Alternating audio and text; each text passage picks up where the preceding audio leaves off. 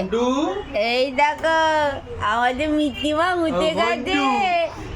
ঘন্টু রে, মিত্তিমা টাকা আমাদের তো ব্রেকফাস্ট কমপ্লিট। তুমি কি করছো এতক্ষণ ঘুমিয়ে ঘুমিয়ে? তুমি খাওয়া দাওয়া করবে না নাকি? খাওয়া দাওয়া করবে না নাকি?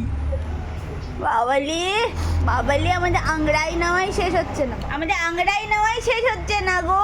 দেখি দেখি বাবা, তোমাকে আমি খেতে দিইনি, তুমি হাত খাচ্ছ, হাঁটু হাঁটু খাচ্ছ কেন?